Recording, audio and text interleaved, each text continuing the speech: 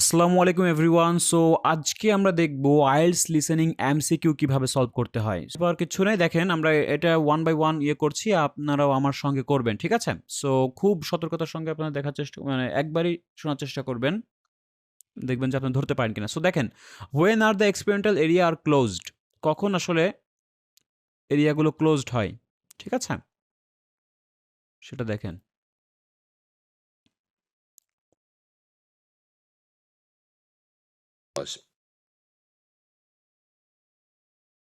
Before you hear the rest of the talk, you have some time to look at questions 15 to 20.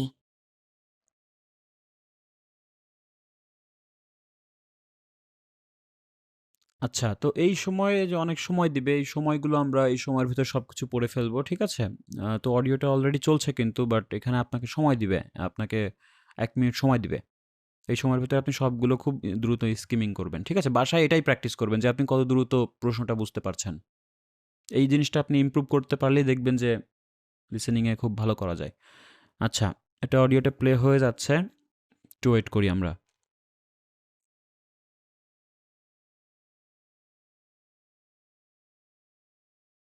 Now listen and answer questions 15 to 20.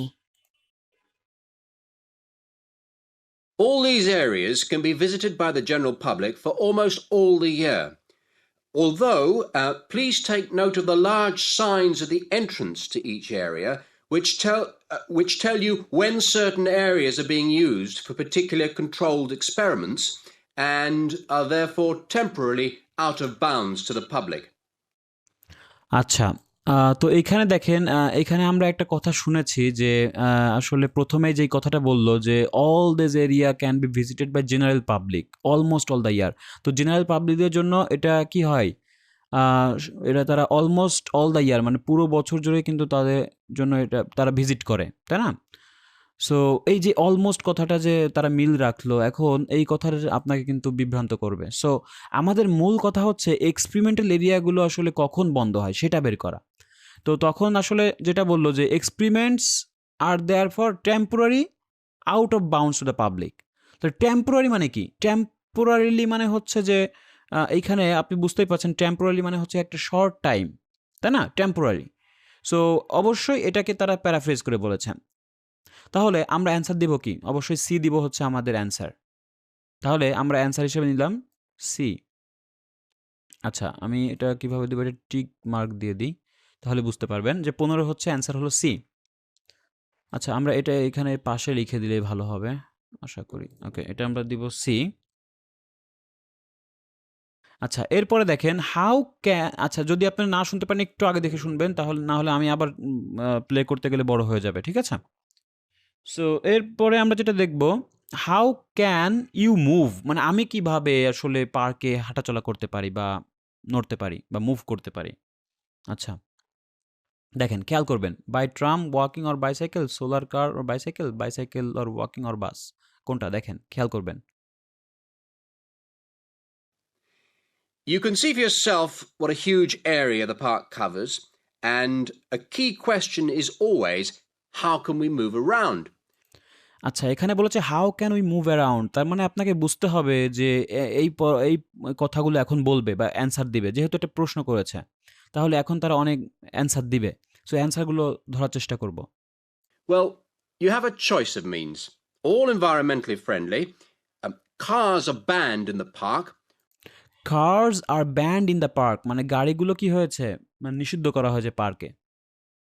We have bicycles, which you can hire behind the reception block here. The healthy ones of you can go on foot. And finally, there's our electric tram, powered from solar cells. আচ্ছা, তাহলে কার্সগুলো ban করা হয়েছে, আর কি, কি বিষয় include ছিল সেটা তো আপনারা ধরতে পেরেছেন আশা করি। সো অন ফুটের কথা বলছে। অন ফুট মানে হচ্ছে ওয়াকিং, বাইসাইকেলটার ১ম এই বলেছে বাইসাইকেল, অ্যান্ড হচ্ছে লাস্টে বলল ইলেকট্রিক ট্রাম, তার মানে ট্রাম। তাহলে এই ৩ টা বিষয় যেহেতু এই অপশনে আছে, তার মানে আমাদের অ্যান্সার হবে কি? এ। ওকে? সো আশা করি অনেকে ধরতে পেরেছেন। যারা ধরতে পারেননি আবার একটু ব্যাকে টেনে শুনবেন। তাহলে ১৬ নম্বরের অ্যান্সার আমরা এ দিলাম। এরপর হচ্ছে আমাদের দেখতে হবে, বলা হচ্ছে the rare breed animal kept in the park include, কী কী ছিল? Hens and horses, goats and cows, goats and hens. ঠিক আছে, দেখি আমরা। You find more information about this at the front entrance. A good place to start on your tour is the rare breed section. We keep goats, sheep, and hens, and other kinds of poultry. আচ্ছা, আপাতত আমরা কিন্তু একটা বিষয় জানতে পারলাম যে তারা কি, কি রেখেছে। তারা কি, কি রেখেছে সেটা কিন্তু আমরা বুঝতে পারলাম। সেটা কি বলল? যে we keep goats, sheep and hens। তার মানে ৩ টা জিনিস বলেছে। goats, sheep and hens। ঠিক আছে? তাহলে goat, sheep and hens কোথায় আছে? ৩ টা তো এখানে কোনো জায়গায় ৩ টা অপশন নেই। তার মানে আপনি ২ টা কমন জিনিস নিতে পারেন। goat, sheep and hens। তাহলে এখানে গড পাচ্ছি, হেন্স পাচ্ছি, তাই না? তাহলে ১৭ নাম্বারটায় আমি ২ টা জিনিস কমন পাচ্ছি। কিন্তু শিপের কথা কোথাও বলা নেই। তো কোনো অপশনই তো নেই। তো এটা বাদ। এখন আমরা যে ২ টা কমন পেলাম সেটা হলো আমার অ্যান্সার। ঠিক আছে? তাহলে এটা এখানে একটু অতিরিক্ত তথ্য দিয়েছে অডিওতে। সো এটা আমার দেখার বিষয় না। ওটা হলো ডিস্ট্রাক্টর। ঠিক আছে? এগুলোকে বলা হয় ডিস্ট্রাক্টর। আচ্ছা, এরপরে হচ্ছে নাম্বার 18 টা দেখবেন যে what is the main purpose of the having rare breed section. Rare breed section থাকার মেইন উদ্দেশ্যটা কি? দেখেন, save unusual animals, to keep variety of breeds, two educate the public. We're also thinking of bringing in cows and horses, but we do not as yet have facilities for these bigger animals. আচ্ছা, এইখানে আরও কিছু বলেছে, তথ্য দিয়েছে যে in cows and horse but we do not have facilities, মানে আগেরটার কথা বলছি। আচ্ছা, ওইগুলো বাদ, আপনি পরেরটা খেয়াল করেন যে আমাদের মেইন উদ্দেশ্যটা কি সেটা দেখবেন। The animals are fed in public twice a day, and a short lecture given on their feeding habits and nutritional needs. These are very popular with the public, but of course we mustn't lose sight of the main purpose of having this section, not as such to preserve rare animals, but to maintain the diversity of breeds, to broaden the gene pool for agricultural development. আচ্ছা, এখানে main purpose নিয়ে যেটা বললো যে not সাজ preserve rare animals, বাটের পর কিন্তু আমি বলেছি অ্যান্সার দেয়, but maintain the diversity of breeds. তাহলে বাটের পর কি বললো? Maintain the diversity of breeds. তাহলে ডাইভার্সিটি অফ ব্রিডসের সঙ্গে কোনটা আপনি দিবেন বলেন? 18 নম্বরে আপনি কোনটা দিতে পারেন? ডাইভার্সিটি অফ দ্য ব্রিডস, অবশ্যই ভ্যারাইটি অফ ব্রিডস, তাই না? তাহলে অ্যান্সার হবে বি। তাহলে এটা কিন্তু বাটের পর আমরা অ্যান্সার পেয়েছি, তাই না? সো বাটের পর কিন্তু অ্যান্সার থাকে। তাহলে এটা হচ্ছে বৈচিত্র্য, বিভিন্ন ধরনের আর কি ব্রিডস রাখা হয়, এটা হলো মেইন পারপোজেস। ওকে, তাহলে মানে এখন আমরা দেখব যে 19 কি বলা হচ্ছে, যে what can you see in the park at the present time. Okay, তো খেয়াল করবেন যে 19 নম্বর কি বলা হচ্ছে। 19 নম্বরে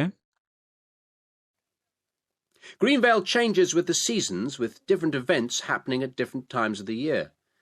May will be perhaps our most spectacular month, with the arrival of the Canada geese, and when our fruit trees will be in full blossom. But there are interesting events on all year round. For example, John Havers, our expert fly fisherman, is currently giving displays on the lake. আচ্ছা, এখানে দেখেন 3টা অপশনে কিন্তু তারা বলল যে কি বললো এখানে আসলে যে ডিফারেন্ট টাইম মানে চেঞ্জ হয় ইয়ারে। তো এখানে বলল যে স্পেকটেকুলার মান্থে কি হয়, কিছু কিছু মাসে আসলে কানাডা থেকে কিছু ইয়ে আসে, গিস আসে। তারপর হচ্ছে আপনার তার মানে বাইরে থেকে কিছু ইয়ে হয়, আগত হয়। তারপর হচ্ছে কিছু একটা জিনিস, তারপর হচ্ছে fruit tree will be blossom, full blossom, ঠিক আছে? মানে কিছু কিছু স্পেকটেকুলার মান্থ আছে, সেইগুলোর কথা বলছে। কিন্তু কারেন্টলি যেটা হচ্ছে, কারেন্টলি হচ্ছে আমাদের এক্সপার্টম্যান কি ফিশারম্যান কারেন্টলি এটা মানে ফ্লাই ফিশারম্যান, যেটা কারেন্টলি ফ্লাই ফিশারম্যান কি, যে হচ্ছে যে অনবরত আসলে মাছ ধরে বেড়ায়, ঠিক আছে? তো সে একটা ডিসপ্লে করছে বা প্রদর্শন করছে, দেখাচ্ছে অন দ্য লেকে। তো কারেন্টলি যেহেতু বলছে, কারেন্টলি মানে কি বর্তমানে, ঠিক আছে? তাহলে আমার অ্যান্সার কি হবে? অবশ্যই বর্তমানে ফিশারম্যানটাকে নিয়েই বলতেছে।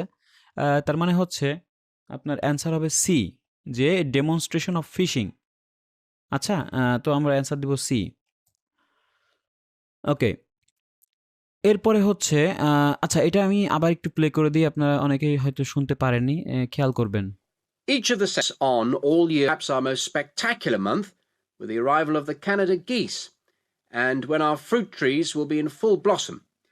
But there are interesting events on all year round. For example, John Havers, our expert fly fisherman, is currently giving displays on the lake. আচ্ছা, এটাও কিন্তু বাটের পরেই বলছে, but there are interesting events all the year round. একটা উদাহরণ হিসেবে দেখানো গিয়েছে যে জন হার্ভার্স, আমাদের এক্সপার্ট ফ্লাই ফিশারম্যান, কি করছে, currently giving displays on the lake. তো লেকে এই বিষয়গুলো প্রদর্শনী করছে। তার মানে এগুলো হচ্ছে ইন্টারেস্টিং ব্যাপার, এবং এটা বাটের পরেই কিন্তু এই তথ্যটা এক্সাম্পল হিসেবে দিল। তার মানে আমরা অ্যান্সারটাও কিন্তু এটাই নিতে পারি। ওকে, আচ্ছা, এরপরে হচ্ছে আমরা দেখবো যে the shop contains books about dash. দেখি, আচ্ছা, তাহলে এটা একটু শুনবেন। Each of the sections has its own seasonal calendar, and please consult the summary board at the main entrance. And the final section, as we return to the reception blocks, is the orchard. Do take time to browse round our shop. There's a wide selection of books on wildlife, some of them written by local authors, and the history of farming, including organic farming, something which the park will be diversifying into in the coming months. আচ্ছা, এখানে কিন্তু তথ্যগুলো বলে দিয়েছে যে বুকসটা আসলে কিসের উপর ভিত্তি করেছিল। সো এটা বলেছে অডিওতে। সো আমি আপনাদেরকে প্রশ্ন করছি এটা, যে 20 নম্বরের অ্যান্সারটা কি হবে, এ, be or C?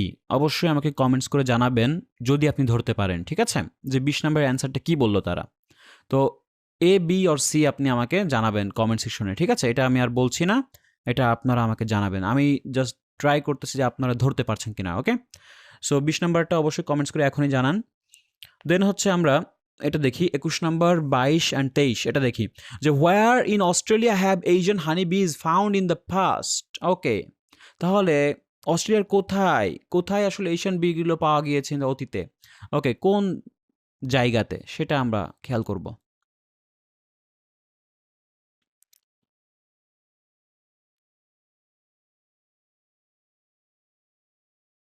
Australian honeybees with a group of students.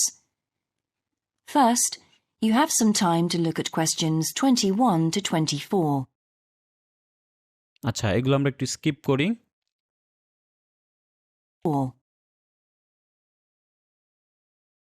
Good morning, everyone. In today's seminar, Grant Freeman, a biologist who specialises in identifying insects and who works for the Australian Quarantine Service, has come to talk to us about his current research work. Right, well, over to you, Grant. Good morning, everyone. I'm sure that you know that the Quarantine Service regulates all food brought into Australia. Well, obviously they want to protect Australia from diseases that might come in with imported goods, but they also want to prevent insect pests from being introduced into the country, and that's where I have a part to play.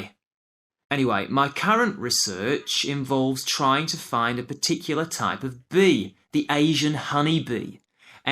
আচ্ছা, এখন কিন্তু মানে মূল পয়েন্টে আসছে তারা, যে Asian honeybee নিয়ে তার একটা রিসার্চ আছে, সেটা কিন্তু এখন বলছে। তার মানে এগুলো আসলে কোথায় দেখা গিয়েছিল হয়তো এখনই বা একটু পরেই বলবে, ঠিক আছে, খেয়াল করবেন। And finding out whether there are any of them around in various states of Australia. We discovered a few of them in Queensland once and eradicated them. আচ্ছা, we discovered a few of them in Queensland once, মানে একবার আমরা কুইন্সল্যান্ডে এটা দেখতে পেয়েছিলাম বা আবিষ্কার করেছিলাম, এবং সেগুলো আমরা কি করেছিলাম, ধ্বংস করেছিলাম, ইরাডিকেট করেছিলাম। ওকে, দেখি আরও কিছু বলে কিনা। আপাতত আমরা কুইন্সল্যান্ডটাকে নিয়ে রাখলাম। Now we're pretty keen to make sure that there aren't any more getting in, particularly to New South Wales and other states. আচ্ছা, এই কথাগুলো বলেছে কিন্তু আসলে ওইটার সঙ্গে রিলেটেড না। যেমন এখানে কি বললো যে উই আর প্রিটি কিন to make sure aren't any more getting. মানে আর কিছু মানে ওইগুলো পাওয়া যাচ্ছে না, ইন পার্টিকুলারলি কোথায়, নিউ সাউথ ওয়েলসে অ্যান্ড আদার স্টেটে। তার মানে কুইন্সল্যান্ডে তারা একবার পেয়েছিল, আর ওয়ান্স মানে কি একদা, একবার পেয়েছিল, তার মানে পাস্টে মানে অতীতে পেয়েছিল কোথায়, কুইন্সল্যান্ডে। ওকে, তাহলে অ্যান্সার হবে কি কুইন্সল্যান্ড। তাহলে অ্যান্সার আমরা দিব 21-এ এ লিখে দিব, ঠিক আছে। আচ্ছা, নাম্বার 22 দেখেন, a problem with Asian honeybee is that they attack native bee, carry parasites, damage crop. তাহলে কি কি বলে দেখেন, কোন বিষয়টাকে প্রাধান্য দেয় দেখেন। What's wrong with Asian honeybees? Are they so different from Australian bees?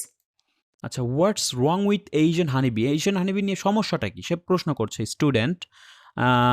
এবং তারা কি আসলে অস্ট্রেলিয়ান বি থেকে ডিফারেন্ট কিনা।